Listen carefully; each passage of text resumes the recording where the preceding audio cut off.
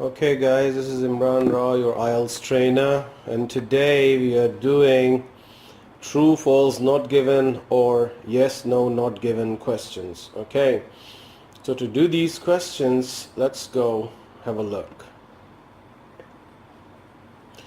Okay guys, here we have the instructions. So let's read the instructions first. It says, do the following statements agree with the information given in the passage? Okay, in boxes 7 to 11 on your answer sheet, write true if the statement is true according to the passage, false if the statement is false according to the passage, and the third option is not given if the information is not given in the passage. Okay, so let me just briefly describe what it means. It means that your statement, if this is statements, let's say this is your statement, question number 7 here. Okay, the British were the first people to sell glass beads in Africa. Alright, so here they're simply telling you that the Britishers were the first people who sold the glass beads in Africa. Alright, so now you're going to go to your topic, your passage, and you will look for this statement. Where you find this statement, then you have to judge if this statement is true. Like if the Britishers were the first people to sell glass beads in Africa, then the statement is true. If they say that Britishers were not the first people, but there was somebody else who sold the glass beads in Africa, then the statement would be false. And if there is nothing defined, is nothing clear in your passage that who sold the glass beads, alright, then only then you're going to need this statement, this answer, not given. Alright, so let's have a look practically. Let's take this question number 7, and check it in the passage. The Britishers were the first people to sell glass beads in Africa. This time our keywords, you know the keywords which are very important, the Britishers, alright, and to sell the glass beads. Alright, so we are going to look for somebody selling the glass beads. Okay, there we are going to be looking for our statement. Alright, let's see from the beginning. Let's scan first. Alright, we are looking for the Britisher, British, okay, English people, British people, alright, any synonym, okay, along with the selling of beads idea. Alright, so let's see. We have it here. Alright, the second passage here, the glass bead trade. Okay, here they're talking about the selling thing. The glass bead trade in the province of KwaZulu-Natal is believed to be a fairly recent industry. In 1824, an Englishman named Henry Francis Finn brought glass beads to the region. Alright, it says here the Englishman brought the beads, but we have to read a bit further just to make sure if this statement is true or false. Okay, because the statement is here, of course somebody is selling, so we cannot put not given, but we have to look further, okay, just to make sure. Okay, so it says to sell the African people, though. Now this word though, it's very important, because however, though, these types of words, they are used when the writer wants to say something else, wants to change what he says, right? So here, though the British are not considered the first to introduce glass beads, alright, then it means that the Britishers were not considered the first to introduce glass beads. It means that somebody else sold it first. They were a main source though through which the Zulu people could access the merchandise they needed.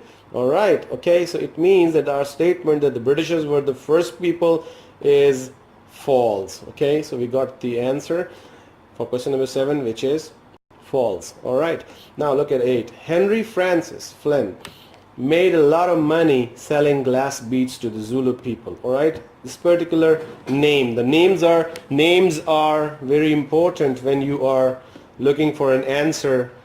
Henry Francis Flynn. Okay, now we are going to look for this name first. Okay, it's always very, very easy. Okay, Henry Francis. So we are going to look now after that. Okay, the Henry Francis Finn. Okay, Henry Francis Finn. Now the question is, his name is right here, this here, Henry Francis Finn, okay?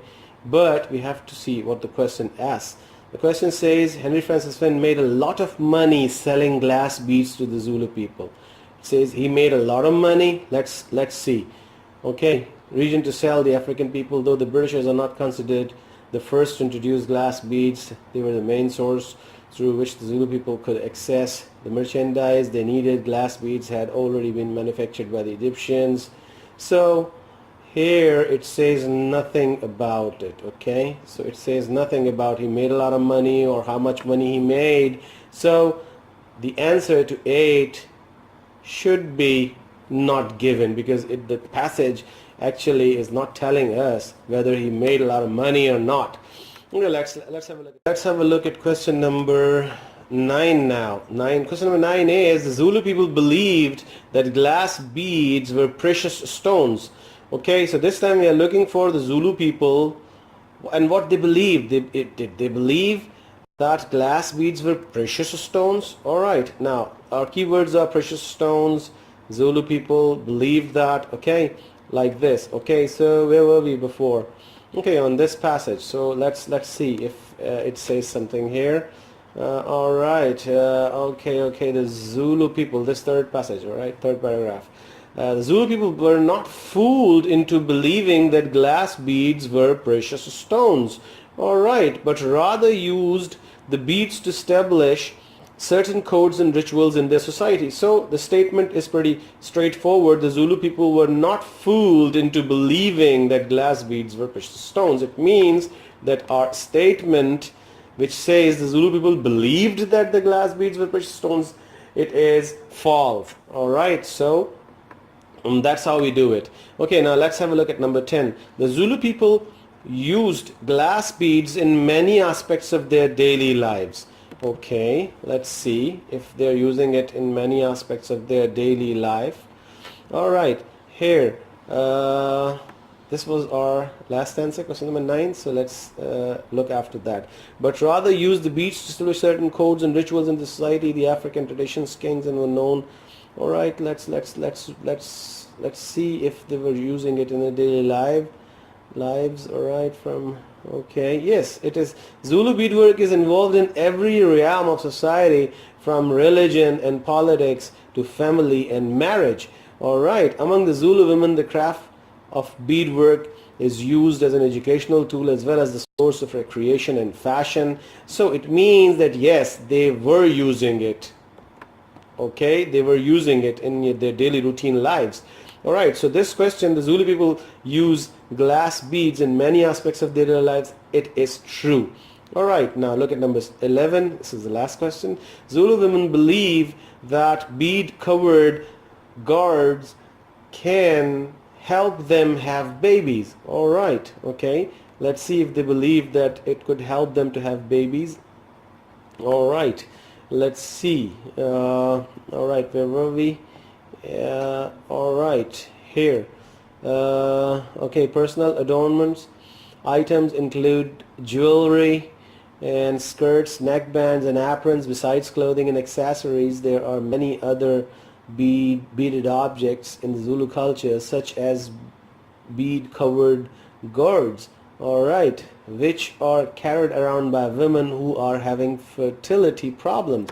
Alright, fertility problems. So this is something technical, guys, because fertility problem means when they're having some problems regarding babies. Alright, they're not having babies. So what they believed is that if they wear this bead cover gourds, maybe they might have the babies and all that. So this thing is something technical. If you don't know, if you have some problem with the vocabulary thing here, so it might go wrong, but you have to be careful. Try to understand the thing with the help of other words, because it says here such as bead covered gourds, which are carried around by the women who are having fertility problems. Alright, so you could have the idea, even in fact if you don't know the meaning of fertility, even then you can have the idea by the other words here that yes, they are talking about something about the women and what they wore. The Zulu women believed that bead covered gourds